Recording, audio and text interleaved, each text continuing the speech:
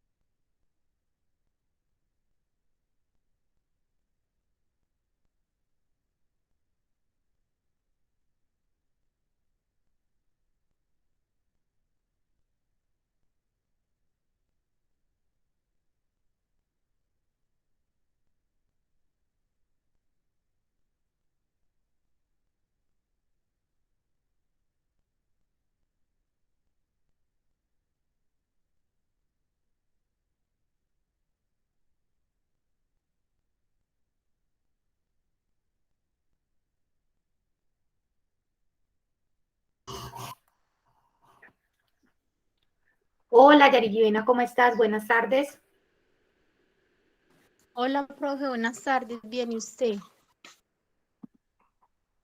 Hola, Te escucho. hola. ¿Tú me escuchas bien? Yo no te escucho Sí, en este momento.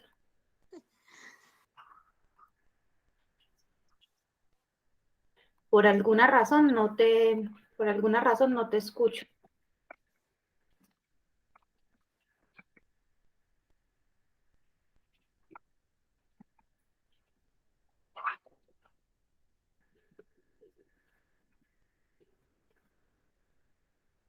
No, no te escucho nada. Jorge Andrés, muy buenas tardes. Buenas tardes, profe, ¿cómo está? Ay, Dios, entonces parece que el problema es mío. No, estamos por acá intentando probar sonido, pero no escucho nada, nada. Ah, bueno, listo. Perfecto, Yarigivena, no hay problema. Listo. Jorge Andrés, buenas tardes. Yarigivena, muy buenas tardes. Bienvenidos al taller del día de hoy. Jessica, muy buenas tardes. Bienvenida al taller del día de hoy. Bueno, chicos, recuerden que mi nombre es Ana Catalina Jaramillo. Soy la docente que ha estado acompañando la ejecución de los talleres abiertos de co-creación para el programa de Administración en Seguridad y Salud en el Trabajo. Y durante este semestre venimos trabajando los días viernes. Este es nuestro tercer encuentro. Estamos trabajando en temas relacionados con los requisitos legales en seguridad y salud en el trabajo. Entonces, en cada uno de los encuentros vamos trabajando un tema diferente asociado a esos requisitos legales, ¿cierto? Entonces, digamos que todos son requisitos asociados con seguridad y salud en el trabajo. La información la información de los encuentros queda disponible, las grabaciones de cada uno de los encuentros les quedan disponibles en el canal de YouTube de los TAC de la U Digital. Ustedes pueden entrar así, TAC U Digital en YouTube, y ahí les aparecen los videos, no solamente de este taller, sino de todos los talleres que hemos desarrollado durante estos 2 años para el programa, ¿cierto? Entonces ahí pueden encontrarlos y ahí pueden descargar esa información. Y también les voy a dejar por acá compartida el link de la carpeta del Drive, en la cual ustedes pueden descargar las memorias de los encuentros que vamos trabajando. Entonces ahí ustedes pueden ingresar y pueden descargar esa información. Ya les voy a copiar acá en el chat, les voy a copiar el link. Ustedes simplemente ingresan con la cuenta de correo institucional y pueden ingresar a ese, a ese espacio, pues a esa carpeta para descargar la información. Y la ventaja es que ahí van a poder encontrar no solamente las memorias de este taller, sino de talleres anteriores que también hemos hecho. Chicos, denme un segundito.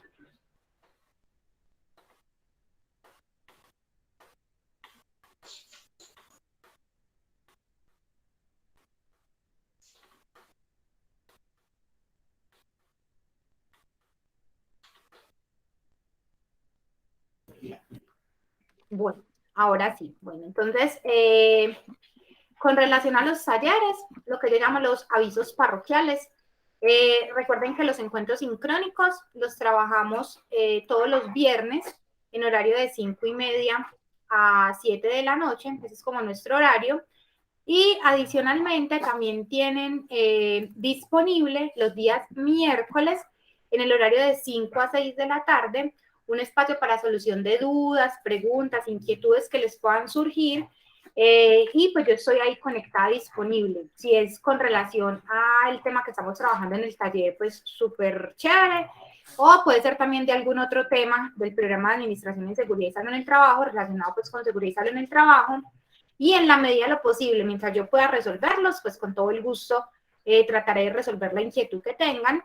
y si no, pues buscamos la solución o algo. Pero entonces digamos que está también disponible ese espacio para la solución de dudas los miércoles de 5 a 6 de la tarde. En la medida que se van conectando como a los encuentros, yo les voy compartiendo la invitación de los espacios a través del calendario del correo electrónico para que les sea de pronto un poco más fácil poderse conectar a los espacios y pues les sea, y puedan, digamos, como acordarse, porque como les llega a uno el recordatorio, es un poco más fácil para uno poderse conectar, digamos, como la estrategia. Hemos trabajado en el primer encuentro, trabajamos un tema sobre estructura normativa, cómo está, digamos, como la jerarquización de normas en el contexto legal colombiano. La semana pasada trabajamos un tema de responsabilidades en materia de seguridad y salud en el trabajo, responsabilidad laboral, responsabilidad administrativa, civil y penal. Y uno de los compañeros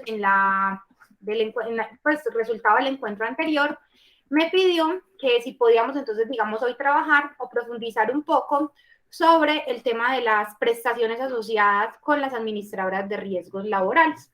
Entonces, el día de hoy, pues, digamos que el tema que vamos a trabajar es como contextualizarlos un poco a ustedes sobre ese sistema general de riesgos profesionales en Colombia para que lo recuerden o para que lo profundicen en caso, pues, digamos, de que no lo hayan trabajado y les quede muy claro ese alcance dentro del tema, digamos que dentro de las responsabilidades, esa responsabilidad laboral que toda empresa terceriza o delega a través de la ARL, eso digamos qué implicaciones tienen y eso para qué sirve, como para que ustedes tengan clara esa información. Y si de pronto dentro de, pues al finalizar, quieren proponer algún tema específico con algún requisito legal que quieran que trabajemos, yo pues bienvenida a las ideas y yo lo preparo para el encuentro del próximo viernes. Si durante el transcurso de lo que vamos trabajando quieren hacer alguna intervención, tienen alguna duda, alguna pregunta, pueden perfectamente levantarme la mano o pues interrumpir la intervención para hacer sus apreciaciones o sus aportes o preguntar pues como lo que quieran que profundicemos o que quieran que resolvamos. Entonces vamos, digamos, como a trabajar. Ese es el tema que vamos a trabajar el día de hoy. Chicos, denme un segundo, que es que no encuentro el termo de agua y que no lo tengo acá a la mano y se me coge el ataque de tos. Entonces, mejor evitar. Espérenme un segundito.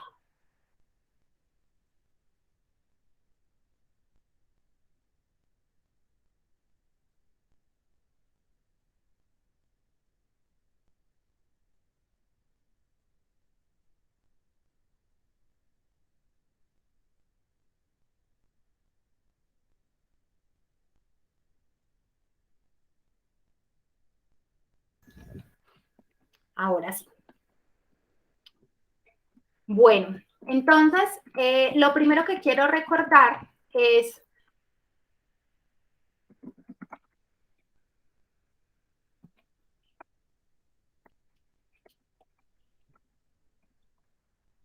bueno, entonces lo primero que vamos a recordar es, recuerden que dentro del Sistema General de Seguridad Social en Colombia, digamos que ese Sistema General de Seguridad Social en Colombia está compuesto por 4 actores. ¿Sí? Entonces, básicamente, uno de los actores es el Sistema General de Seguridad Social en Salud, que es el que se enmarca a todo lo que tiene que ver con enfermedad común o en enfermedad general. Y digamos que ahí los actores son las entidades promotoras de salud, ¿cierto? Digamos que son como las encargadas de hacer como de esa gestión de ese sistema.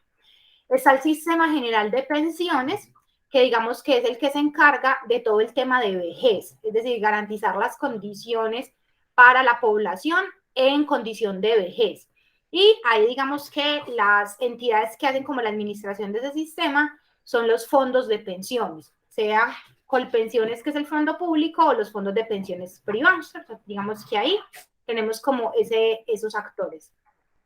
Está el Sistema General de Riesgos Laborales, que es el que vamos a trabajar el día de hoy, que es el que se encarga de toda la prevención y gestión de la población trabajadora en el marco de la ocurrencia de accidentes laborales y enfermedades laborales. Entonces es el que vamos, digamos, como a trabajar y es en el que nos enmarcamos y, digamos, el que trabajamos desde nuestra carrera o desde nuestra formación.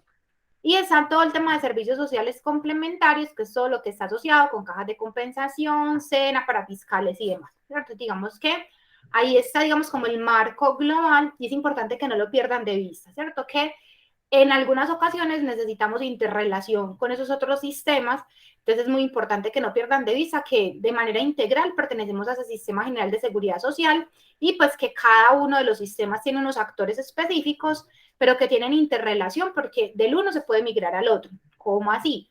Por ejemplo, una enfermedad que uno piense que puede ser una enfermedad de origen común puede catalogarse como una enfermedad de tipo laboral o una enfermedad que uno creería que es de tipo laboral, pueden catalogarla como no laboral, en ese caso entonces se convierte de origen común y ahí entonces entra, por ejemplo, a actuar ya sea el Sistema General de Seguridad Social en Salud o el Sistema General de Riesgos Laborales.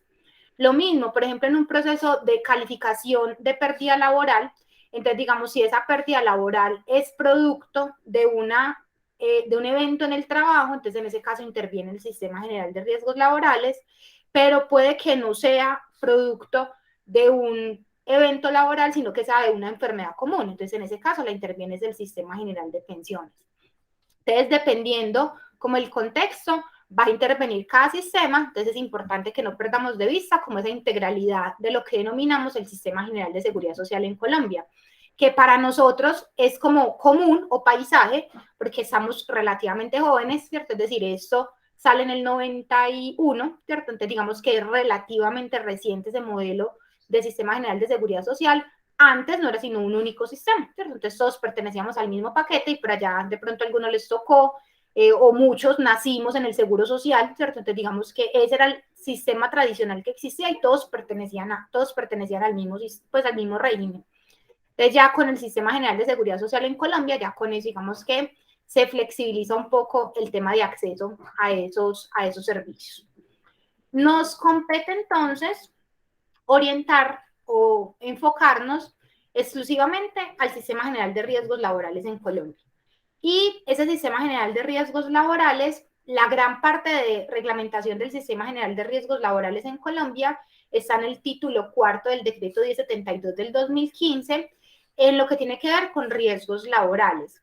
Recuerden, chicos, que ese decreto 1072 del 2015 es un decreto ministerial donde están compiladas todas las normas del Ministerio del Trabajo y de Protección Social en su momento. Entonces ahí vamos a encontrar como toda la reglamentación específica.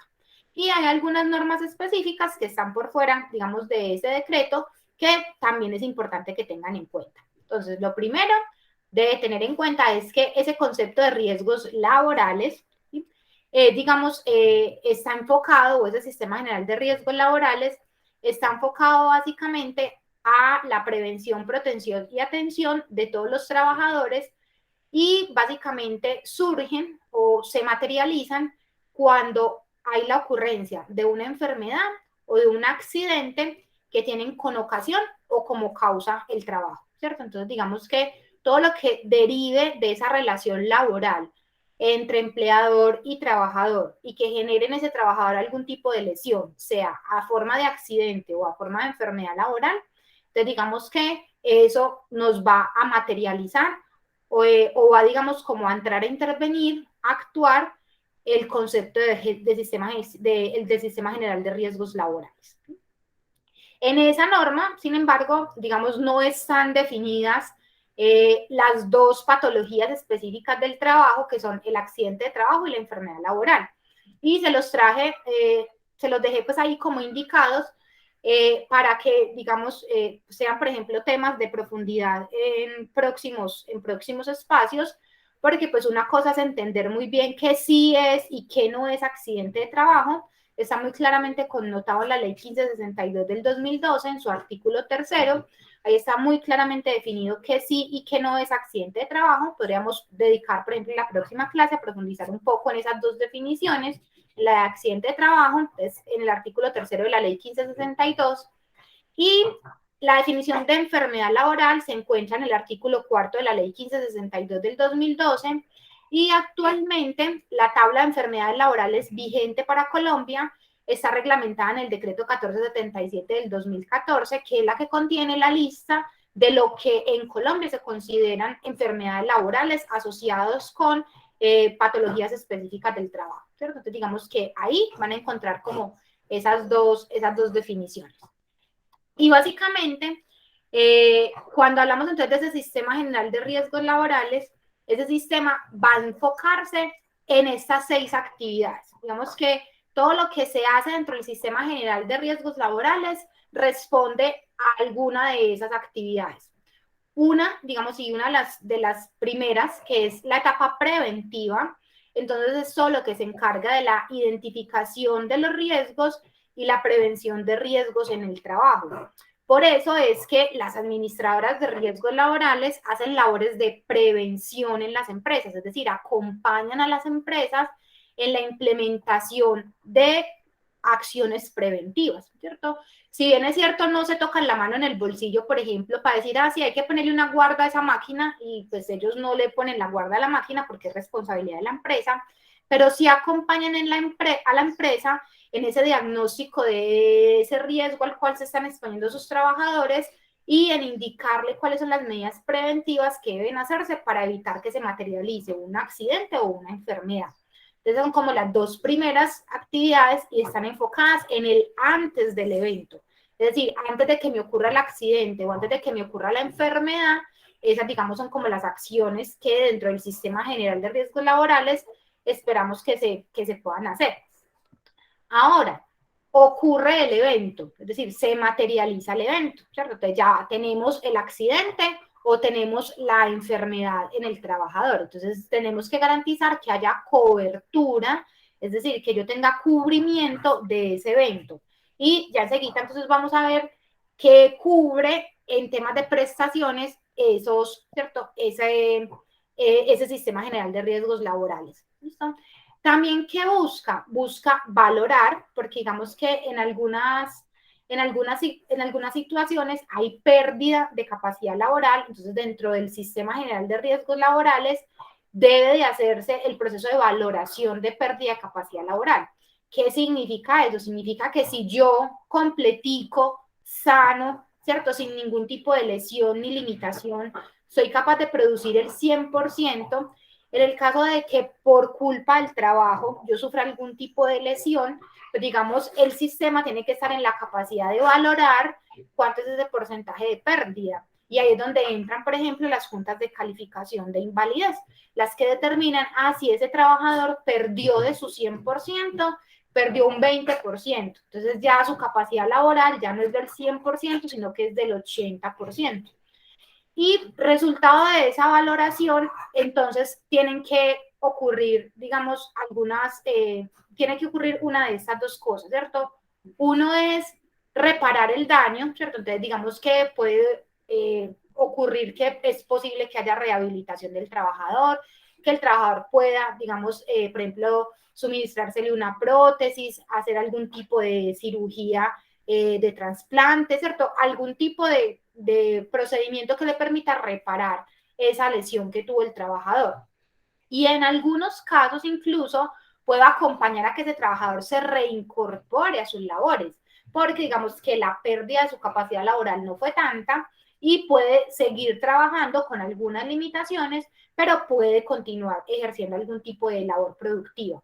Entonces miren que el sistema cubre todo, ¿cierto? Cubre ¿cierto? Desde la prevención hasta, o por ejemplo en la reparación, digo, entonces en la reparación puedo tratar de recuperar la lesión del trabajador, o en el peor de los casos, pago con plata, ¿cierto? Entonces reparar también es pagar con plata, ¿cómo así? Si el trabajador se mató, por ejemplo, entonces si el trabajador se mató y hay sobrevivientes por ley, entonces pagar la pensión de sobrevivientes a esas personas que dependían económicamente del trabajador. Y eso es mal visto como una reparación, pero es también parte de esa acción de reparar del sistema. ¿Listo? Jorge, cuéntanos. Profe, buenas tardes. En esa reparación, pues trabajé en una empresa hace ya más de 10 años. Ay, Dios mío. Lamentablemente un Jorge, no te estoy trabajador. escuchando. Por alguna razón no estoy escuchando lo que ustedes me están diciendo. Ok, ahí me escucha nuevamente. Profe, aló. Vamos a ver. No, no me escucha.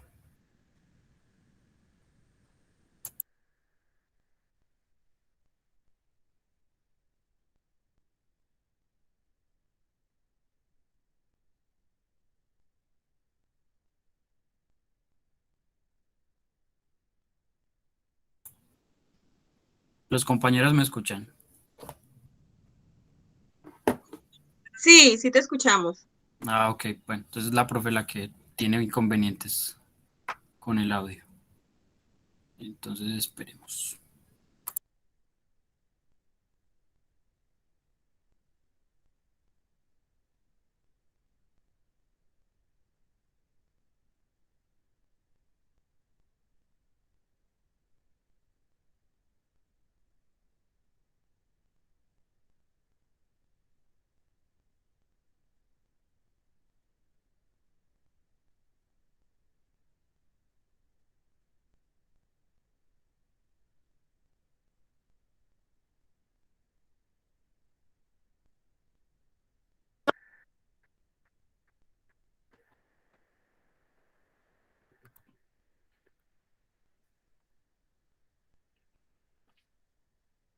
Chicos, ahí me escuchan,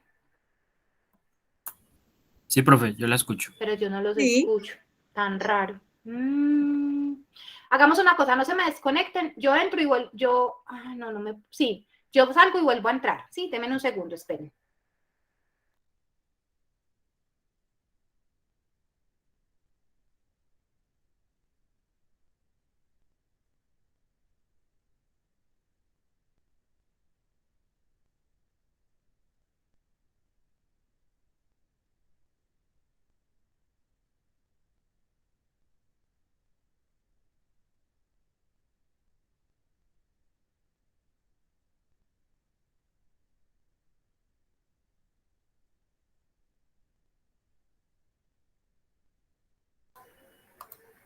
Chicos, vamos a ensayar por acá a ver si de pronto me confirman de pronto alguien que me hable, si de pronto ya los puedo escuchar. Hola, hola, Ana Sí, profe, ya Catalina. la escucho. Ahora sí. Bueno, ingresé con este otro usuario. Entonces vamos a ver cómo nos va acá. Ahora sí, Jorge, cuéntanos. Bueno, era algo cortico. No, que trabajé en una empresa hace más o menos 10 años eh, y un compañero pues trabajaba en la planta de producción en una máquina cizalladora y él perdió por un accidente de trabajo que tuvo, perdió unas falanges, dos falanges en la mano izquierda, él era diestro. Y pues la ARL le acompañó pues todo el proceso de re- rehabilitación y al final también tuvo una reparación económica, pues bastante onerosa para el momento, por la pérdida pues de esas dos falanges. Entonces, digamos que no hay que llegar pues tampoco pues a la muerte, sino que también lo que vi, o lo que sí, lo que viví fue que el trabajador pues también tiene una compensación monetaria cuando pierde alguna capacidad, así sea, pues en este caso menor, pero pues obviamente pues no se compara pues con algo más severo, pero digamos que no fue tan grave pues perder esas dos falanges, aunque es muy grave pues, pero de todas formas fue compensado económicamente y acompañado psicológicamente y obviamente pues toda la incapacidad y la rehabilitación. Y la empresa, digamos, que tuvo que haber hecho todas las acciones para que él vuelva al trabajo y pueda, digamos, continuar realizando algún tipo de labor que sea en Sí. cierta medida productiva para que él pueda seguir laborando. Sí, correcto. La empresa, pues, hasta donde yo estuve, pues, en la empresa, acompañó todo el proceso de rehabilitación y hasta que yo estuve, pues, en la empresa, él todavía trabajaba allá y continuó su vida normal. Pero, pues, durante su momento tuvo esa reparación económica que fue, pues, para él buena, creo yo, y bueno, pues, tampoco, pues, llegó a, pues, a la fatalidad. Pero digamos Exacto. que las ARLs pues también tienen esa responsabilidad de no solo hacer todas las terapias, pagar las incapacidades, sino también al final, dependiendo pues de la capacidad de hacer una compensación monetaria. Exacto, ya se los voy a explicar para que les quede muy claro cuándo aplica qué y en qué casos, como para que lo tengan muy en cuenta. ¿Sí? Bueno, entonces, ¿de dónde surge la plata del sistema? ¿Cierto? Entonces uno dice, bueno, y todo eso, pues, ¿de dónde sale? ¿Cierto? Porque la plática, pues, no la regala el Estado, ¿cierto? Sino que la afiliación en la cotización al Sistema General de Riesgos Laborales en el país, entonces digamos que el empleador, es decir, quien pone la condición de riesgo, el dueño de la empresa, es el responsable entonces de garantizar las condiciones de salud y bienestar de sus trabajadores. Y recuerden que en el marco de esa responsabilidad laboral que vimos, entonces lo que el empleador hace es que afilia al Sistema General de Riesgos Laborales a sus trabajadores desde el momento en el que inicia el vínculo laboral, ¿cierto? ¿Qué ventaja hay? La ventaja es que el empleador es libre de afiliarse a la ARL que desee, y desde que no tenga ninguna prestación en curso, ni tenga ninguna mora en el sistema, él es autónomo o libre de trasladarse de ARL cada año. Es decir, pues tiene que esperar un año, pero si durante ese año no tuvo ningún evento que implica prestaciones asistenciales que estén, digamos, que estén vigentes, o no está en mora, él perfectamente puede solicitar un traslado de ARL después de haberse pasado el año. ¿Por qué? Porque el pago a la ARL es el mismo independientemente de a cuál ARL usted se afilia. Entonces, básicamente lo que usted busca es cobertura y buena atención. Entonces, ¿por qué? Porque en cualquiera usted va a pagar exactamente lo mismo para el mismo trabajador, porque va a pagar es en función del nivel de riesgo de ese trabajador. Entonces, eso en el sistema está muy estandarizado, ¿cierto? ¿Por qué? Porque eso, si no, eso sería una mafia. Imagínense que yo soy una empresa y supóngase que yo soy una empresa nivel de riesgo, pongamos nivel de riesgo 2, que es la que está ahí más facilito, ¿cierto? Entonces, si yo soy una empresa nivel de riesgo 2, supóngase que yo tengo 10 trabajadores, ¿cierto? Entonces, si yo tengo 10 trabajadores, miren ahí la tablita, ya les voy a explicar. Entonces, supóngase que yo por esos 10 trabajadores pago 104,400 pesos. Esos 104,400 pesos mensuales, yo los voy a pagar igual. Si yo estoy en ARL Sura, si estoy en ARL Colpatria, si estoy en Colmena, en cualquiera que yo esté, va a ser exactamente la misma plata que le voy a transferir a esa ARL.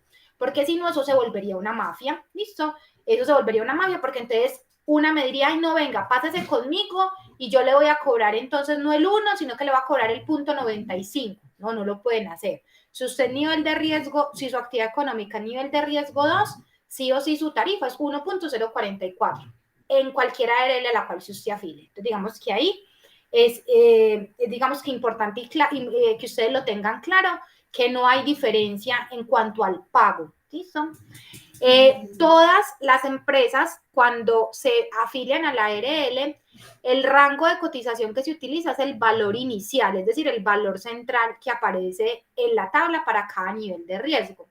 El valor mínimo y el valor máximo, llevo 12, 13 años trabajando y todavía sigue siendo utópico cómo moverse usted entre un valor mínimo y el valor máximo. No existen claramente unas condiciones para usted variar esa calificación. Significa que todas las empresas siguen hoy pagando sobre el valor inicial. No hay movimiento en los rangos, a pesar de que la norma fue creada por allá desde el 92. Entonces, no existe hoy criterios claros para que a una empresa le bajen la cotización. No, o sea, podría, y en el deber ser, ¿cierto? Digamos, el sistema está pensado a que si usted es una empresa, ¿cierto? Por ejemplo, nivel de riesgo 5, y usted tiene muy buena gestión, es decir, usted no tiene accidentes, usted va cumpliendo el sistema de gestión súper bien, debería de pasar que su porcentaje de aporte al sistema fuera más bajito. Miren que en el valor mínimo permite el 3,219. Eso me baja a la mitad la cotización de lo que estoy haciendo al sistema. Y lo mismo, si yo soy una empresa riesgo 5 y me accidento mucho, tengo una alta siniestralidad y no hago nada, debería pagar el valor máximo. Pero hoy no existen criterios claros para el movimiento entre esos rangos, de forma que todos pagamos absolutamente igual en el valor inicial, ¿cierto? Eso es como lo que hay.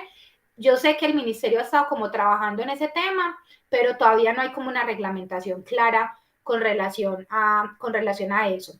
Y para que ustedes se hagan una idea, ¿cierto? En cuanto a eso, ¿cuánto representa? ¿Listo?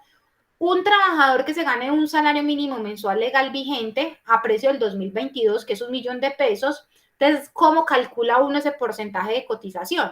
Entonces, si el salario mínimo mensual es 1.000.000 de pesos, el 0,522% para la clase de riesgo 1 son 5.220 pesos. Y para el nivel de riesgo 5, el 6,96% son 69.600 pesos. Significa que una empresa a nivel de riesgo 1, por cada trabajador que se gane un salario mínimo mensual legal vigente, va a pagar 5.220 pesos por cada trabajador. Y si soy nivel de riesgo 5, por cada trabajador nivel de riesgo 5 que yo tenga en mi empresa y se gane un salario mínimo mensual legal vigente, voy a pagar 69.600. Siempre se calcula con el salario base de cotización del sistema. Y conozco, ¿cierto? El deber ser es que la empresa declare o pague esa seguridad social con el salario real de los trabajadores. Es decir, que si ese trabajador tiene un básico, más horas extras, más recargos y demás, debería declarar su pago contra ese valor, digamos, total, el valor, digamos, mensual que realmente devengó el trabajador. Porque muchas empresas lo que hacen, muchachos, es hacerlo solo por el mínimo, para ahorrarse un montón de plata. Y sí, pues puede que se ahorre plata, porque digamos que quienes de pronto han trabajado, si uno se hace unas horitas extras, tiene unos recarguitos nocturnos y no sé qué, eso siempre sube, ¿cierto? Eso sube un poquito el salario. Entonces póngale que ya no es 1.000.000, sino que es 1.500.000. Entonces miren que ya sobre 1.500.000 ya no voy a pagar, por ejemplo, el nivel de riesgo 5, 69.600, sino que ya estoy pagando por allá 100 y punta por cada trabajador. Entonces las empresas se la juegan mucho, pero eso tiene muchas implicaciones hacia adelante, ya lo que ya vamos a ver en el tema de prestaciones, porque, por ejemplo, si ese trabajador se incapacita, yo le voy a pagar o a mí me van a reconocer, digamos, en el sistema, me van a reconocer es sobre lo que yo informé que era el salario base, que es sobre lo que yo pagué el aporte al sistema. Entonces, me ha pasado y pelean, o sea, literalmente, o sea, cosas así, pero fuertes. Un trabajador que no tiene ni idea, él no sabe, que él se gana el salario mínimo, más horas extras, más recargos nocturnos, más no sé qué, entonces el neto en el mes le llega a 1.500.000, 1.600.000, 1.800.000 cuando han trabajado mucho, y resulta que lo incapacitan por un accidente de trabajo y ¡fum! La incapacidad se la pagan es por el salario mínimo. ¿Por qué? Porque la empresa, tristemente, pagó pues sobre el salario mínimo. Entonces, nuestra labor, muchachos, desde Seguridad y Salud en el Trabajo, es garantizar, ¿cierto? Si bien es cierto, nosotros no somos los responsables de liquidar los aportes, sí es muy importante que de la mano con gestión humana, que es quien hace como esos trámites, sí estar muy de la mano y garantizar que los aportes al sistema se hagan con base al ingreso real del trabajador, que no tapemos, que no, digamos, que no ocultemos realmente cuáles son los salarios, porque en el momento de las prestaciones económicas es que vamos a ver efectivamente el perjuicio para el trabajador. O en el peor de los casos será la empresa quien, porque me ha pasado también que las empresas le dicen a uno, no, déjelo así, yo le pago al sistema tanto y en el momento que haya que pagarle al trabajador, yo le legalizo el valor real que debo pagarle. Ya eso es otra cosa, ¿cierto? Pero como tal el sistema solo te va a responder por el salario que tú le hayas declarado y sobre el cual hayas pagado los aportes. ¿Listo? Entonces, es muy importante que tengamos como clara esa información y que ustedes se vayan haciendo como una idea de más o menos en temas de montos cuánto es. Y varía mucho entre un nivel de riesgo 1 y un nivel de riesgo 5. Los montos, digamos que varían bastante. ¿Listo? Yari Givena, cuéntame. Profe, ¿me escuchan? Sí, ahora sí. Ay, qué pena ahorita. Ah, entonces sí era usted. Sí, era eso, qué pena. Profe, entonces, por ejemplo, el trabajador, ¿qué podría hacer? Si pues él no está enterado que le están cotizando por el salario mínimo y cuando sufre una incapacidad le pagan mucho menos, ¿él qué podría hacer? ¿Él podría demandar a la empresa cómo le respondería? Entonces, él puede perfectamente pues, hacerle la reclamación directa a la empresa. Y la empresa le tiene que responder, ¿cierto? O sea, la empresa le tiene que responder por ese valor que no le están reconociendo. Y si la empresa no se lo reconoce, él está en toda la libertad de mandar, pues de poner la queja ante el Ministerio del Trabajo y el Ministerio del Trabajo entonces investiga a la empresa y la empresa vía judicial le tiene que pagar esa plata al trabajador.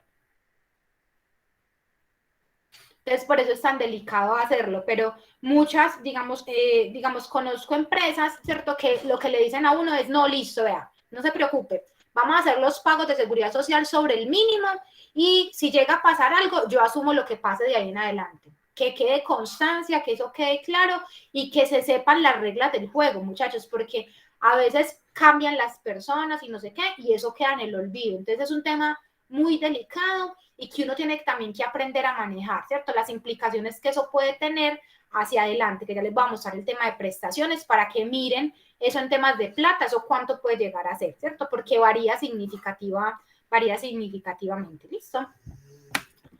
Bueno. Esa platica, ¿para dónde se va? ¿Listo? Entonces, esa plata que cada empresa aporta, ¿listo? Entonces, recuerden que eso lo hacemos sobre todos los trabajadores que yo tenga en mi nómina, que sean mis empleados. ¿Sí? Entonces, esa plata se distribuye. ¿Y cómo la distribuyen? Entonces, resulta que del 100% se manda un 1% para lo que se conoce como el Fondo de Riesgos Laborales, que es una institución del Ministerio del Trabajo y es la que se encarga de todo lo que son los estudios y las campañas a nivel nacional enfocadas en la intervención de los sectores de mayor siniestralidad, como por ejemplo sector construcción, ¿cierto? Que generan alta siniestralidad y digamos que es como un organismo independiente que se encarga de hacer estudios, investigaciones, sacar campañas, ¿listo? Entonces digamos que son como los que hacen como la parte digamos, como bonita, ¿cierto? Del sistema, ¿cierto? Entonces, pero trabajan con ese 1% que se saca de ese porcentaje de aportes. De hecho, el Fondo de Riesgos Laborales, digamos que si uno entra a la página del Fondo de Riesgos Laborales, manejan mucha documentación, manejan estadísticas, manejan reportes, tienen intervenciones sectoriales, hacen capacitaciones, hacen planes de despliegue, digamos, a nivel país. Entonces, digamos que con esa plata es que trabaja el Fondo de Riesgos Laborales. ¿Sí? El 5% lo manejan las ARL, ¿cierto? Para todo lo que son acciones de promoción y prevención, en todo lo que son campañas y acciones de educación, intervención de accidentalidad. Entonces, por ejemplo, ustedes de pronto cuando uno trabaja, pues uno ya tiene ARL o ya está trabajando, entonces digamos las ARL, entonces que sacan el plan de formación del año. Entonces sacan un montón de capacitaciones, que el modelo para implementar el sistema de gestión en la página web, que sacaron estas cartillas, esta señalización, pero todo lo que es material general de la ARL, pues todo lo que es genérico a la ARL y que cualquier empresa usuaria de esa ARL puede acceder, todo eso lo hacen con esos recursos de ese 5% de promoción y prevención. ¿Listo? Entonces, todo eso, digamos que lo utilizan las ARL para esas actividades, ¿cierto? Entonces, de ahí, de ese 5%. Y el 94% restante es lo que llamamos la provisión para las prestaciones asistenciales y económicas que debe guardar la ARL. Entonces, de ese 100%, la empresa debe guardar, el ARL debe guardar ese 94%. ¿Y cómo va a guardar ese 94%? Entonces, va a coger el 71% de lo que le aporten, lo va a guardar para la siniestralidad, es decir, para lo que la ARL se va a gastar en el momento en el que haya que hacer la atención del accidente, es decir, haya que pagar la hospitalización, la cirugía, la rehabilitación, la prótesis, la pensión. Entonces, de eso debe guardar esa provisión del 71% y esa plata no la puede gastar ni se puede perder. ¿Por qué? Porque ahí es donde están los recursos para atender los eventos que se materialicen producto de los accidentes o las enfermedades. ¿Listo? El 13, que es casi el 14%, el 13.8%, lo pueden utilizar para lo que son los costos administrativos. Entonces ya en sí el funcionamiento de la ARL también tiene que ver ahí la plataforma de recaudo de pagos, todo lo que son comisiones bancarias, ¿cierto? Entonces, miren que las empresas, por ejemplo, pagan a través de una planilla unificada, entonces ellos tienen que hacer un pago a esa planilla unificada para que pueda funcionar. Entonces, todo lo que son los costos administrativos, ¿cierto? Las sedes de las ARLs, los profesionales, las personas, todo con lo que funcionan las ARLs, entonces son esos costos administrativos y se pueden gastar máximo el 13.8% de los aportes que les entran de ese 94%. Acuérdense que estamos en el 94%. Y el 9.2% es lo que llamamos el porcentaje de retribución que debe darle la ARL específicamente a la empresa en actividades de promoción y prevención específicas. Entonces, yo no sé si ustedes han visto que algunas veces uno ve que la ARL hace labores directamente en la empresa, ¿cierto? Entonces, digamos que esas labores directamente en la empresa provienen de ese fondo. Cuando queda platica, ¿cierto? Cuando es significativo, entonces mandan un asesor para que haga, por ejemplo, un programa de pausas, para que haga una intervención de algún riesgo, para que apoye en la investigación de accidentes, para que haga capacitaciones, para que, sí, entonces digamos que ese 9.2% es lo que uno como que negocia con la ARL en actividades de promoción y prevención específicas propias para la empresa, ¿cierto? Que son como para la empresa. ¿Qué pasa entonces? Empresas muy grandes, listo, me dice usted una empresa de 500 trabajadores, imagínese el monto de la cotización. Entonces, en el monto de la cotización, a veces les da que esos valores de promoción y prevención son montos significativos y por eso es que tienen tantas actividades dadas por la ARL. Mientras que empresas muy chiquiticas, ¿cierto? Entonces, digamos, como ese monto es tan bajito, no alcanza ni siquiera para mandarle 2 horas de asesoría de una asesora ya directamente a la empresa. Entonces depende de ese monto, de ese monto que la empresa, pague, ¿cierto? Entonces digamos que así se distribuye, ¿cierto? Como esos porcentajes dependiendo dependiendo pues como de cada una de las torticas de la cotización que uno hace mes a mes.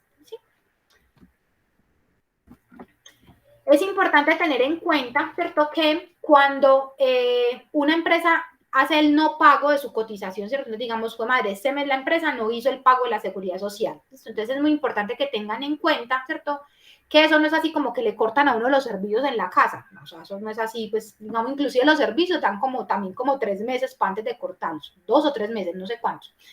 Pero es importante tener en cuenta que bajo ninguna circunstancia, listo, cuando una ARL recibe a sus afiliados, pues recibe los afiliados que son empleados de una empresa, bajo ninguna circunstancia el hecho de que la empresa no pague va a significar que los trabajadores van a quedar desafiliados. Eso es importante tenerlo en cuenta. Entonces, ustedes pueden quedar tranquilos que desde que el trabajador esté afiliado, eso sí es importante, que esté afiliado, porque uno cree que porque el trabajador tiene contrato está afiliado, no. Hay que hacer el trámite de afiliación en la ARL, o sea, hay que notificar a la ARL que Pepito Pérez entró a ser empleado de esta empresa a partir de hoy, 1 de abril, y para que pueda quedar cubierto. Entonces hay que hacer ese reporte de afiliación.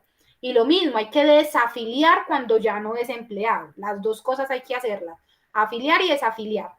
Pero es importante que ustedes queden con la tranquilidad de que si una empresa por alguna razón está en mora en el pago, pues digamos que sus trabajadores, desde que estén afiliados, no van a generar desafiliación, ¿cierto? Es decir, van a seguir cubiertos por la ARL. ¿Listo? ¿Qué pasa? ¿Cierto? Entonces, digamos que la ARL va a seguir haciendo las prestaciones, que ya vamos a ver, ¿cierto? Va a seguir asumiendo esas prestaciones que la ARL debe incurrir y no puede, bajo ninguna circunstancia, negar la prestación de los servicios. ¿Listo? Entonces, tanto las prestaciones económicas como asistenciales debe seguirlas cubriendo y lo que va a empezar es a cobrarle vía judicial, ¿cierto?, a la empresa todo eso. Y eso viene, obviamente, eso no va a ir al gratín, sino que eso obviamente va a generar unos intereses, no solamente, ¿cierto?, por el pago en mora de los aportes, sino que también le va a generar intereses sobre esos costos a los cuales está incurriendo la ARL y que la empresa va a tener que asumir. ¿Listo? Entonces miren que una cosa es que la ARL y yo estoy al día con el pago y yo tenga que pagar una hospitalización, una cirugía de una empresa, ¿cierto? De un trabajador, perdón, de una empresa que se me accidenta, pues esa platica sale de ese fondo, de ese 71% que tiene la ARL ahí guardado para la siniestralidad, sale de ese fondo, ¿cierto? Entonces a la empresa no le toca meterse la mano al bolsillo para nada porque ya lo pagó. Pero si yo estoy en mora, si no pago, entonces, además de que tengo que pagarle a la ARL el no haberle pagado, tengo que sacar de mi plata eso que haya costado esa hospitalización, por ejemplo.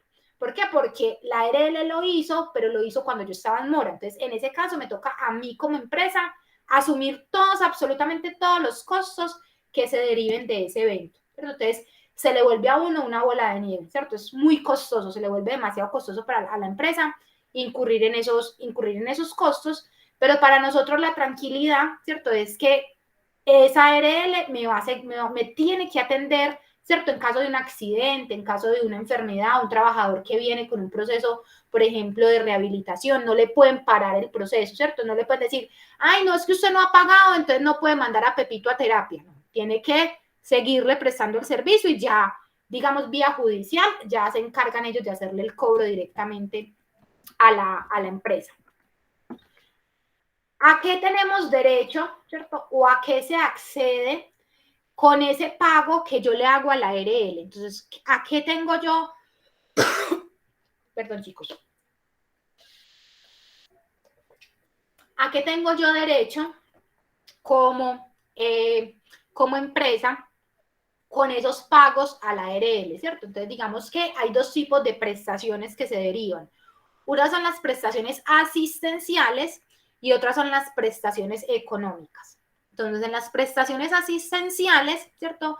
Son todos los servicios de salud y rehabilitación que se van a requerir producto, ¿cierto? De ese evento que haya ocurrido, sea un accidente o sea una enfermedad.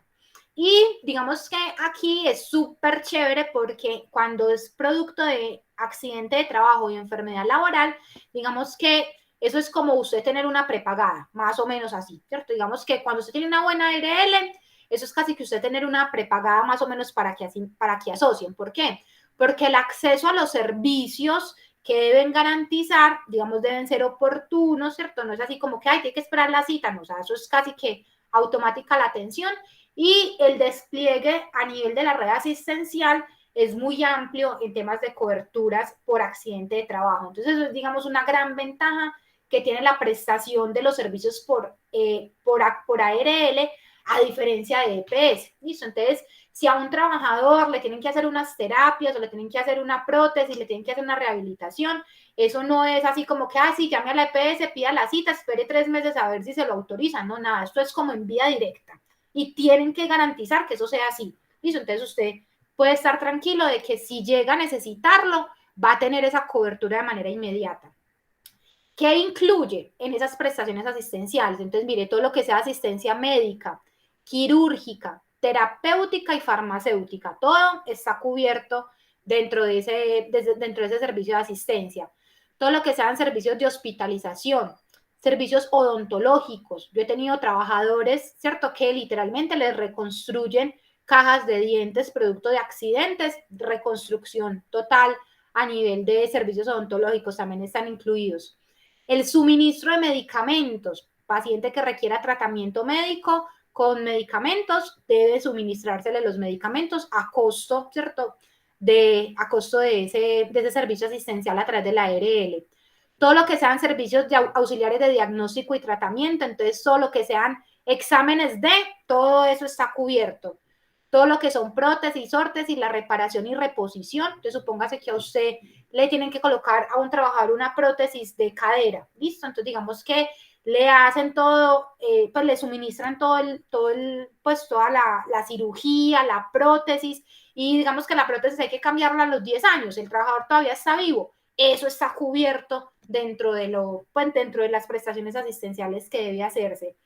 Todo lo que sean rehabilitaciones físicas y profesionales, entonces ahí incluimos, ¿cierto?, tanto que el trabajador pueda volver a utilizar esa parte del cuerpo que se lesionó o que perdió, y profesionalmente que sea capaz de poder volver a ser productivo en el trabajo para poder seguir laborando en el caso que aplique. Y también incluyen las prestaciones asistenciales, incluye el transporte de pacientes. Si usted llega a tener un accidente de trabajo grave y, por ejemplo, usted no tiene, por ejemplo, servicio de área protegida, es decir, usted no tiene ambulancia, ¿cierto?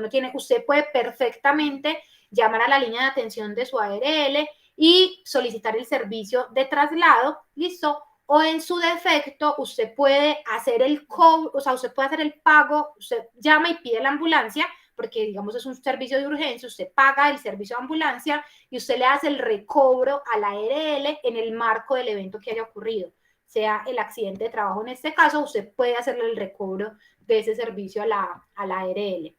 Entonces, miren que todo eso son asistenciales. Entonces, eso es en el momento en el que el evento se materializa, ¿cierto? Es decir, en el caso que el evento ocurre, entonces yo necesito que me atiendan al trabajador. Entonces, todos esos servicios de asistencia médica van a entonces estar dentro del proceso. Y no solamente en casos de accidente, sino, por ejemplo, también en casos de enfermedad laboral. Por ejemplo, trabajadores con pérdida auditiva. ¿Listo? Digamos que todo ese proceso de, obviamente, de diagnóstico, atención, ¿cierto? Inicial, todo ese tema de valoración para saber si el trabajo, pues si es, qué nivel de pérdida auditiva tiene, pero en el momento de que ya es calificada la enfermedad, usted hace trabajador, por ejemplo, todo lo que son audífonos, todo lo que son terapias, por ejemplo, he tenido trabajadores que aprenden lenguaje porque el nivel de pérdida auditiva es muy alto, que aprenden, por ejemplo, lenguaje de señas, todo ese proceso de rehabilitación de dispositivos y demás, todo eso lo cubre la ARL a través de esas prestaciones asistenciales, sea por enfermedad o sea por accidente. Ambas están cubiertas dentro de esas prestaciones. Y las otras prestaciones son las prestaciones económicas, ¿listo? Entonces, ¿qué pasa? Entonces, uno es que mi trabajador sea accidente, ¿listo? Y pues entonces me lo atienden durante el evento, ¿sí?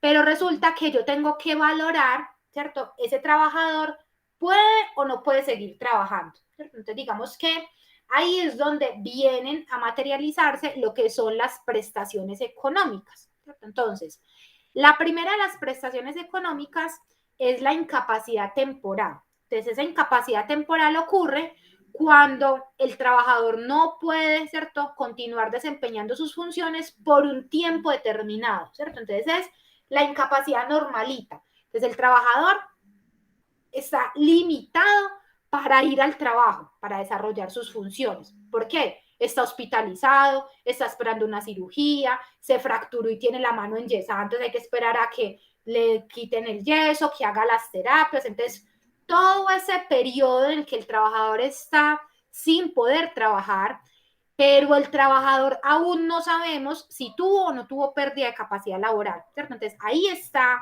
recuperándose, está en proceso de recuperación médica, pero no puede ir a trabajar, ¿cierto? Está en su casita cuidándose o está hospitalizado, ¿cierto? Está en proceso de recuperación.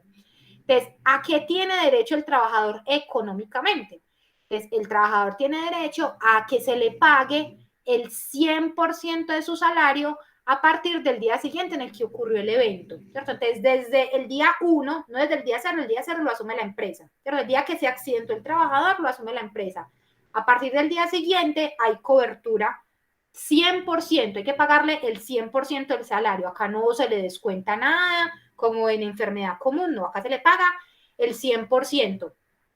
¿Hasta cuándo? ¿Cierto? Hasta que ese trabajador pueden pasar dos cosas. Uno, puede volver a trabajar, listo, entonces ya finalizó su periodo de incapacidad, el médico le dio de alta, ese trabajador está bien, no tuvo ningún tipo de pérdida ni nada, o hasta que declaren un nivel de invalidez, ¿cierto? Entonces digamos que el nivel de invalidez es cuando ese trabajador no puede regresar al trabajo. Entonces, si me declaran inválido, que ya les voy a mostrar que para declararlo inválido tiene que ser mayor al 50% de pérdida de capacidad laboral, entonces ahí ese trabajador no puede volver a trabajar.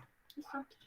Acá como una anotación, aunque esto es un tema que requiere un poco más de profundidad, pero como para que ustedes se hagan una idea y lo vayan teniendo ahí como entre las cosas importantes de uno tener claro, un trabajador puede estar incapacitado hasta 180 días continuos por una misma patología y esos 180 días se pueden prorrogar otros 180 días más. Es decir, yo puedo tener un trabajador incapacitado un año completo. ¿Listo? Durante ese periodo de prórroga de incapacidad por esa patología que tiene ese trabajador, ¿listo? Durante ese tratamiento, el médico tratante tiene que determinar si esa lesión que tiene ese trabajador es recuperable o no, porque ese médico tratante es el que va a determinar si ese trabajador se puede o no se puede recuperar, es decir, podrá o no podrá volver a trabajar. Entonces, 180 más 180, 360 días, y si existe un concepto favorable por parte del médico tratante de que ese trabajador podría recuperarse, pueden darle una incapacidad hasta por 360 días más. Es decir, podría estar incapacitado hasta 2 años, siempre y cuando tenga concepto favorable de esa incapacidad. Si resulta que ese trabajador le incapacitan 180 días, ¿listo? Y vuelve y empiezan a contar estos 180 días y definitivamente el médico dice, no, este muchacho no, pues esa persona no va a ser capaz de volver a trabajar, entonces lo que tienen que hacer es pasar el caso para que le hagan un estudio de calificación de pérdida laboral para determinar que queda inválido y que no puede volver a trabajar, ¿cierto? O sea, que es inválido ante el sistema, ya vamos a ver ese concepto de inválido, y que no puede volver a trabajar, ¿cierto? Entonces, para que ustedes tengan en mente, más o menos un trabajador podrá estar incapacitado en condiciones normales 6 meses, otros 6 meses, y ahí empieza uno a preocuparse a ver qué va a pasar con ese trabajador, ¿cierto? Pero es un tema, digamos, que podríamos trabajar específicamente en alguna de las sesiones de trabajo, porque es un tema, digamos, que hay que mirar con lupa muy detalladamente cada caso, pero como para que ustedes sepan que en ese tema hay reglamentación específica. ¿Listo? Ahora, ¿qué puede pasar? Miren, el trabajador se accidenta, estuvo incapacitado, pero quedó enterito, no le pasó nada, ¿cierto? O su pérdida laboral es menor al 5%, ¿listo? Entonces digamos que, bueno, digamos se fracturó, pero la fractura no incidió, sino que pudo volver a recuperar normal la función de su mano. Es decir, el trabajador casi que quedó enterito, no tuvo ninguna pérdida significativa de su capacidad, entonces el trabajador vuelve a laborar, ¿cierto? Sin ningún problema. ¿Qué puede pasar? Puede pasar lo que el compañero nos estaba contando ahorita. Me boté 2 falanges, ¿cierto? De mi mano, de los dedos de mi mano. Eso en porcentaje de pérdida no alcanza a ser superior al 50%. Entonces, cuando yo pierdo alguna parte o alguna función corporal de mi organismo y esa pérdida está entre el 5% y va hasta el 50%, entonces a mí lo que me van a dar es una incapacidad permanente parcial. Y esa incapacidad permanente parcial lo que me está diciendo es, usted perdió una parte de su cuerpo, pero puede volver a trabajar y yo lo que le voy a hacer es que le voy a pagar económicamente, con platica, le voy a pagar ese porcentaje de pérdida que usted tuvo. Entonces, supóngase que usted tuvo un porcentaje de pérdida del 20%, entonces en ese caso usted le dan una calificación de incapacidad permanente parcial del 20% y le dicen, vea, por ese 20%, con base a su ingreso base de cotización, yo le voy a pagar entre 2 a 24 veces su ingreso base de liquidación. Entonces, miren por qué es tan importante, ¿cierto? Porque miren la diferencia de que a mí me paguen entre 2 a 24 veces sobre un salario mínimo a que me paguen entre 2 a 24 veces y yo me ganaba era 2 millones de pesos. Es el doble, ¿cierto? Entonces es diferente el monto que el monto que me tienen que reconocer. Entonces, si mi porcentaje de pérdida es menor al 50%, hasta el 50%, ¿cierto? Entonces, yo tengo que volver a trabajar y lo que van a hacer es que me van a pagar con plata eso que yo perdí, ¿cierto? Sea una parte de mi cuerpo o sea una función, porque puede, por ejemplo, que no haya perdido la mano, ¿cierto? Es decir, la mano la siga teniendo pegada de mi cuerpo, pero funcionalmente la mano no me funciona, ¿cierto? Se me perdieron los nervios, tuve una quemadura, por ejemplo, y la mano me quedó sirviendo para nada. Entonces, en esos casos, digamos que ese porcentaje de pérdida me lo pagan con plata, que fue lo que hicieron con el compañero, lo que le hicieron al compañero. A él le pagaron esas falanges que perdió, pero él volvió al trabajo. ¿Por qué? Porque el porcentaje de pérdida es menor al 50%. Y eso lo pagan según un manual único de calificación de invalidez.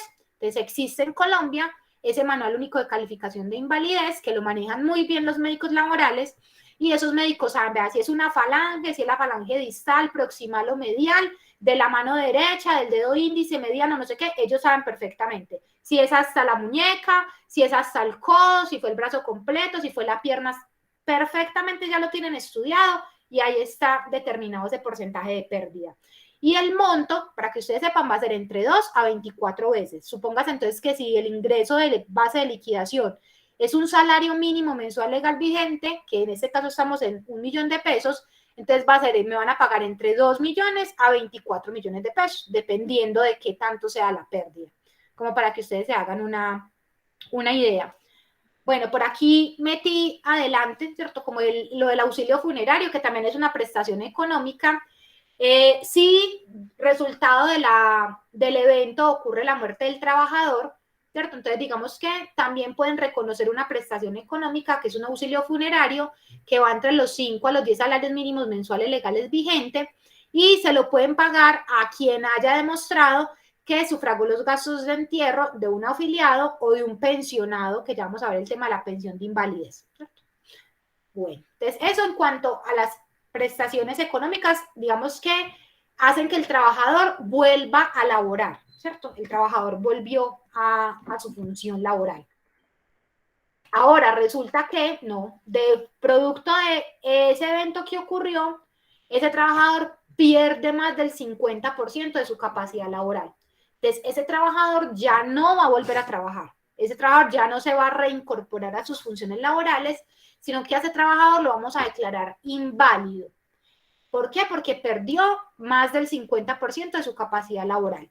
Y ese trabajador, por esa calificación de invalidez, ¿cierto? Entonces, en ese caso, va a tener derecho a que le paguen una mesada mensual, es decir, a que le paguen una pensión. Le van a pagar una mesada mensual, ¿cierto?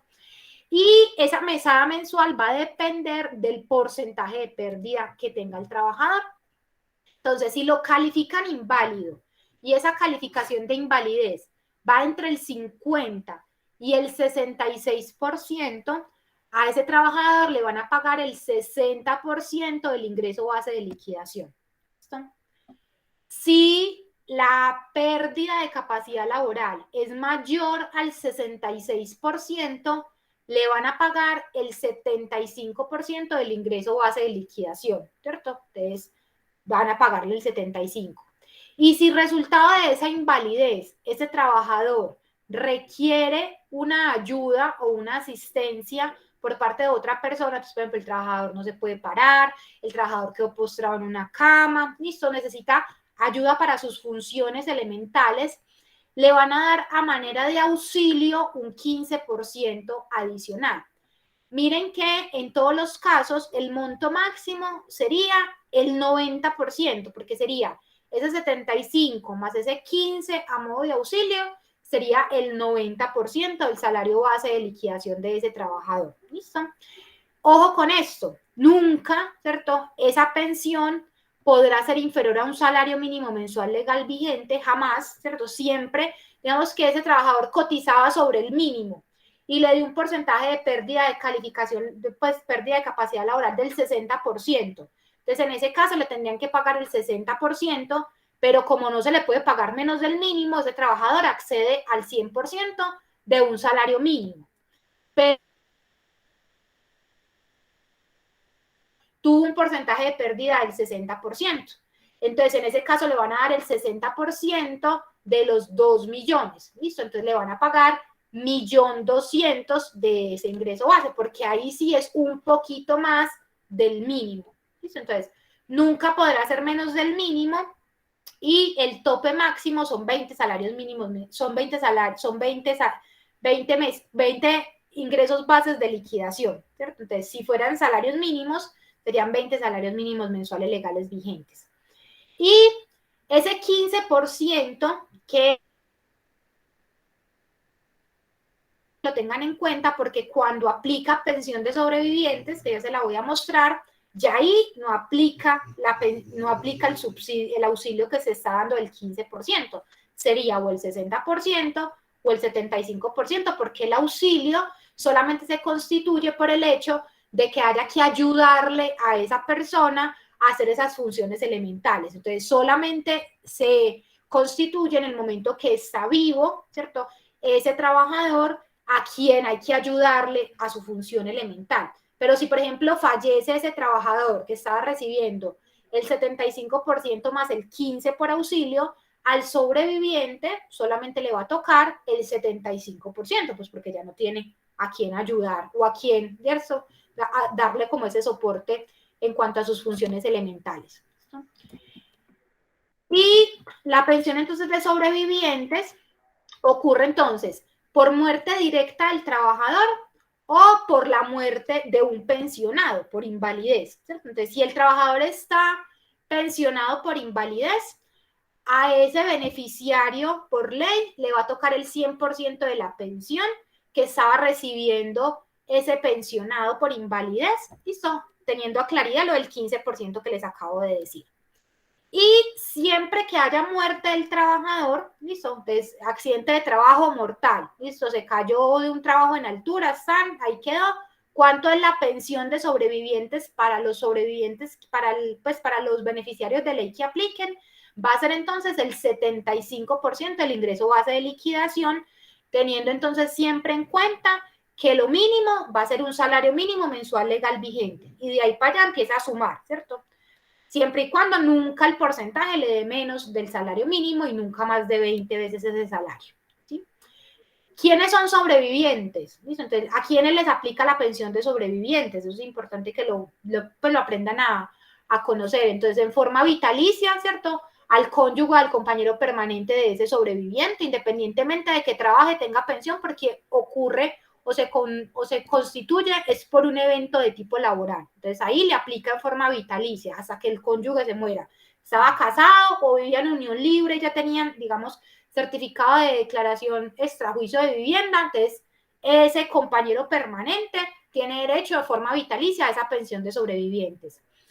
¿Quién más tiene derecho? Los hijos menores de 18 años, o si son hijos mayores de 18 años hasta los 25, si estudian, ¿listo? Y si tiene hijos inválidos que dependan económicamente, ¿cierto? Mientras subsista la condición de invalidez de ese hijo, también tiene derecho entonces ese hijo a esa pensión de sobrevivientes. Si no tenía ni hijos, no estaba casado, ¿cierto? No tenía cónyuge o compañero permanente, pueden ser beneficiarios los padres si dependían económicamente de ese trabajador que se murió. Y si no ocurre ninguna de las anteriores, también podrían ser los hermanos inválidos si dependían económicamente de eso. Si ninguna de las anteriores, se pierde la pensión. Es decir, no hay, digamos, constitución de un beneficiario de ley, entonces no hay materia a esa pensión de sobrevivientes. Listo. Pregunta, chicos, hasta ahí, ¿cómo vamos?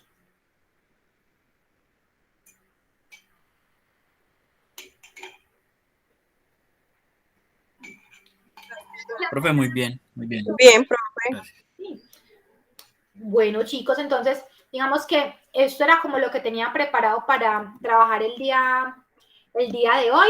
Recuerden que las presentaciones las pueden descargar ahí de esa carpetita compartida en el Drive que les copié para que tengan, digamos, como disponible este material, es de ustedes. Si tienen dudas, preguntas sobre cómo se aplica, es muy importante, pues uno sabe que eso existe, pero a veces a uno se le olvida, ¿cierto? Entonces es muy importante que tengan ahí como el pastelito, decir, sí, yo me acuerdo que me explicaron eso en tal parte, uno tener ahí como el pastelito para consultar, pues porque no es que uno se lo sepa todo de memoria, pero sí es importante como uno tener muy claro qué implicaciones puede haber en el caso de que mi empresa, por ejemplo, no haga el pago, ¿listo? Entonces miren que puede llegar a ser, ¿cierto?, un tema bastante, esas pensiones de sobrevivientes requieren o destinan recursos, digamos, muy altos en el sistema. Entonces, eso hace, ¿por qué? Porque miren que si se muere un trabajador en esas pensiones de sobrevivientes, si se muere un trabajador muy joven y era casado, ¿cierto? Entonces, o tenía un hijo muy pequeño, por ejemplo, un recién nacido, pues digamos, mínimo hasta los 25 años lo va a tener ahí, ¿cierto? Más la esposa, ¿cierto? O el cónyuge. Entonces, digamos que esas pensiones de sobrevivientes suelen ser bastante costosas, ¿cierto? Y pues uno dice, no, pero pues póngale que sea un salario mínimo, sí, pero es que un salario mínimo en el año, entonces eso cuánta plata es, y eso llévelo a 20, 25, 30, 50 años que le puede durar a usted un beneficiario en el sistema, cuando es muy joven el trabajador. Suponga que le mate un trabajador de 20, 25 años. ¿Listo? Entonces la posibilidad de que usted tenga un sobreviviente de 30, 40 años va a ser muy alta. Entonces, digamos que es muy importante tener en cuenta que eso al sistema le afecta bastante, le pega bastante, y por eso es que se interviene tanto la mortalidad en el tema de accidentes, porque son muy costosas, o sea, valen mucho para el sistema esos eventos. Entonces hay que tratar de hay que tratar de hacer unas buenas acciones preventivas para garantizar entonces que, digamos, optimizamos un poco los recursos del sistema.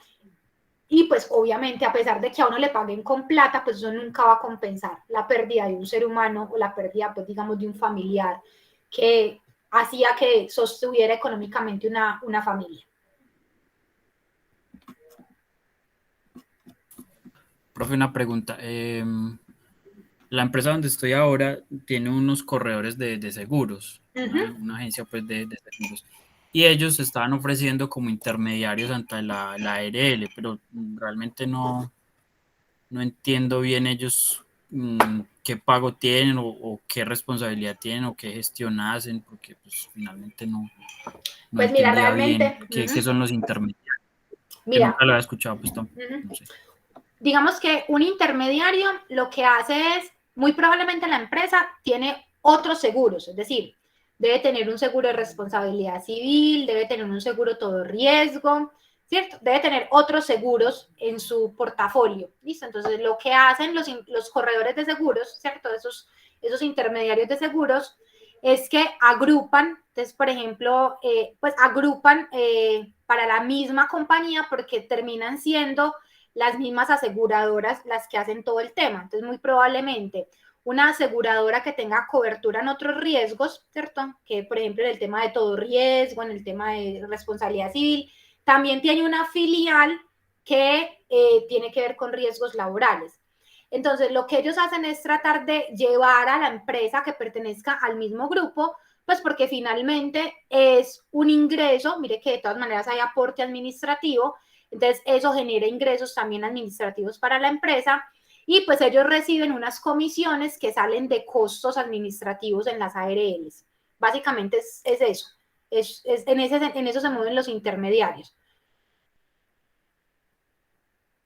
Ok, pero entonces digamos que ya en términos económicos la empresa no ve como dispersado o disminuido mucho su porcentaje que le entregan en servicios o en No, va a pagar capacitación. exacto, va a pagar exactamente lo mismo y va a tener, digamos, los mismos beneficios, obviamente, ¿cierto? Digamos, lo que ellos hacen es tratar, digamos, de cautivar, ¿cierto? Y de optimizar un poco. Entonces, digamos que ellos dicen, no, pero es que este cliente, además de que está conmigo en la ARL, me está pagando un seguro de todos riesgos de no sé qué, me está pagando estas pólizas, entonces yo podría retribuirle un poco más en temas de actividades preventivas, acompañarlo más, hacerle una visita, ¿cierto? Entonces, es como un beneficio que ellos tratan de, pero por ser grupos empresariales que comparten, digamos, filiales, entonces uno, por ejemplo, uno piensa en un suramericana, ¿cierto? Entonces, un suramericana, pues además de que tiene el tema de salud, ¿cierto? Y el tema de riesgos laborales, pues digamos, ellos son súper fuertes en el tema de seguros. Entonces, ese tema, ellos buscan cautivar y que que sus empresas pertenezcan todas a las mismas filiales. Eso es lo que ellos buscan. Ok, listo, listo, profe, gracias. Listo. ¿Quién más, chicos, de pronto tiene algún comentario, algo que quieran aclarar? ¿Les queda claro el tema?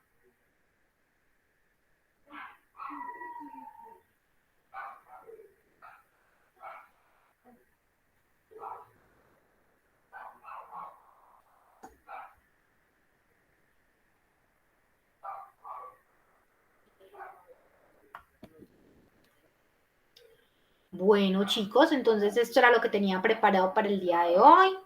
Muchas gracias por acompañarme en el espacio. No sé si quieran algún tema en específico para el próximo encuentro, si trabajamos el tema, por ejemplo, de accidente de trabajo y enfermedad laboral, esas dos definiciones y hacemos algunos casitos para que miren cuándo sí, cuándo no.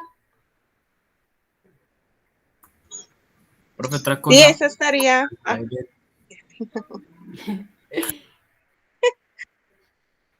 Jorge, cuéntanos. Bueno, no era una pregunta con las ARLs. ¿La ARL tiene legalmente alguna responsabilidad por certificar a las empresas? Yo sé que, por lo que he visto, porque pues tampoco pues estoy metido de lleno en el tema, es que las ARL sí emiten ciertos certificados de que tiene el sistema de gestión. o qué tan legal es eso, pues no entiendo mucho sobre eso, sobre hasta qué límite o qué responsabilidad tiene la ARL de certificar si la empresa está implementando el sistema de gestión y en qué Ah, nivel o en qué. Yo sé que hay una autoevaluación y que hay que hacerlo junto con la ARL. ujú. O ellos pues prestan ciertas plataformas o matrices para hacerlo. Pero no Bueno, sé hasta qué punto ajá. es tan legal de que ellos digan si está certificado, pues una certificación, porque pues igual somos compañeros, somos partners y no, y ellos pues no pueden ser ni juez ni parte, ¿cierto? Entonces no sé hasta qué punto ellos pueden certificar algo así. Ujú. Las ARL, digamos, ante el sistema de gestión en seguridad y salud en el trabajo, tienen delegado por parte del ministerio la verificación del cumplimiento de los requisitos de sus empresas afiliadas. Entonces, digamos que ellos están, digamos, en la obligación, por eso es que se hace el autorreporte por la autoevaluación anual ante la ARL, ¿cierto? Entonces, digamos que ellos están en esa obligación de hacer esa verificación y digamos que ahí, digamos, ellos en cierta medida salvan un poco de responsabilidad porque mira que se llama autoevaluación, entonces es de forma declarativa y la empresa misma, digamos, quien informa que cumple y que no cumple. Entonces, digamos que ante un proceso de verificación, finalmente la responsabilidad de informar que cumplió y que no tenía es propia de la empresa.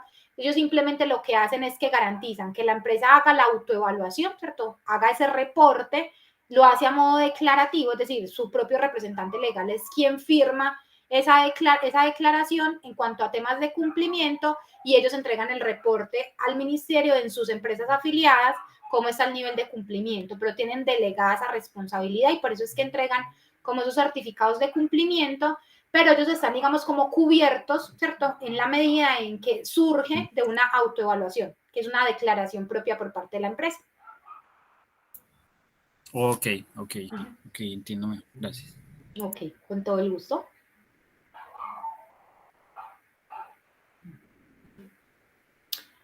Bueno, chicos, entonces los espero el miércoles si tienen trabajar alguna duda o alguna pregunta específica y si no, el próximo viernes en el encuentro sincrónico a las 5:30 nos vemos.